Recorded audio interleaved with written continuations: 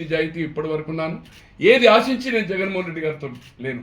జగన్మోహన్ రెడ్డి అడిగినప్పుడు చెప్పాను, మీ తండ్రి నాకు చేసిన సాయానికి నువ్వు ఎక్కడికంటే అక్కడ వరంగల్ ప్రోగ్రామ్ ఉంది, I ready to die die die అని చెప్పాను.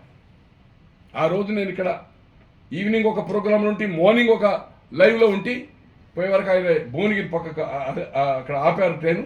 అన్నా నేను ఇక్కడి నుంచి వాపసు నీకు నో ప్రోగ్రామ్ అని చెప్పాను. నేను మహబూబాబాద్ వరకు పోతుంటే పోలీసు వాళ్ళు ఏదైతుందో 2 కిలోమీటర్స్ ఉంది, అక్కడ వాయిలెన్స్ అవుతుంది, రౌతులు వేసుకొని ఫైరింగ్ అవుతుంది, ఓపెన్ ఫైరింగ్ అయ్యి.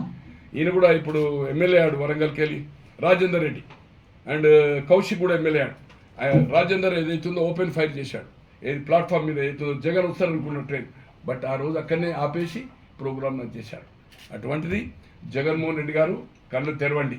ఇప్పటికైనా నీ చెల్లిని ఏదైతుందో నానా తూలరాడిని వాళ్ళని ఏదైతుందో కట్టడి చేయండి, వాళ్ళపై కేసులు పెట్టండి, ఒక అప్పీల్ ఇవ్వండి. రాజకీయాలు వేరు, రాజకీయాలు డిఫర్ అయింది. ఈరోజు మాధవరావు సింధియా తల్లి బీజేపీలో, వాళ్ళ సిస్టర్ ఏదైతుందో బీజేపీలో, చీఫ్ మినిస్టర్ అయ్యారు 2 సార్లు రాజస్థాన్తో. విజయలక్ష్మి పండిట్ నెహ్రూ గారు ఇట్లా కోకల్లల్ని, నీలం సంజీవ రెడ్డి గారు అది. అట్లే తల్లిదండ్రులు మన రాష్ట్రంలో వేరే పార్టీలకు వెళ్ళి 2 పోటీ చేసిన సంఘటనలు నెంబర్ ఆఫ్ లోకల్ బాడీలో కానీ ఎమ్మెల్యేలుగా. సో అటువంటిది ఏదైతుంది మర్చి దయచేసి ఏదైతుందో నువ్వు పిరికి పొందవు.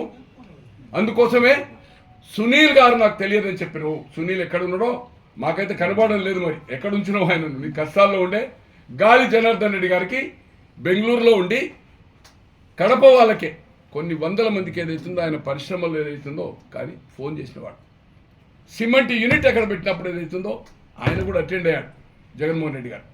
ఒక బస్ బిల్డప్ చేసి ఇచ్చాడు. అటువంటిది గాలి నాకు తెలియదు, ఎందుకంటే ఇంటర్లింక్లో ఏ ప్రశ్నలు అడుగుతాడు అని. అంటే ఇంత భయస్తుడు. ఖచ్చితంగా దేవుడు అనేవాడు అందరికి ఉన్నాడు, నీకొక్కనికే దేవుడు లేడు. రేపు ఖచ్చితంగా దేవుడు దీని పరిణామం తల్లిని చెల్లిని గెంటివేసి అన్యాయంగా వాళ్ళ మీద అపవాదం ఏదైతుందో ఈరోజు షర్మిల దీని పరిణామాలు ఖచ్చితంగా భగవంతుడు చూస్తాడు. నేను అనుకుంటున్న ప్రతిపక్ష హోదా కూడా కష్టమే. వచ్చినా జగన్మోహన్ రెడ్డి గారు ఏ ఒక్క రోజు పోతే ప్రమాణ స్వీకారం చేస్తాడు కావచ్చు, కానీ హౌజ్లో 5 ఏళ్ళు ఉండడు.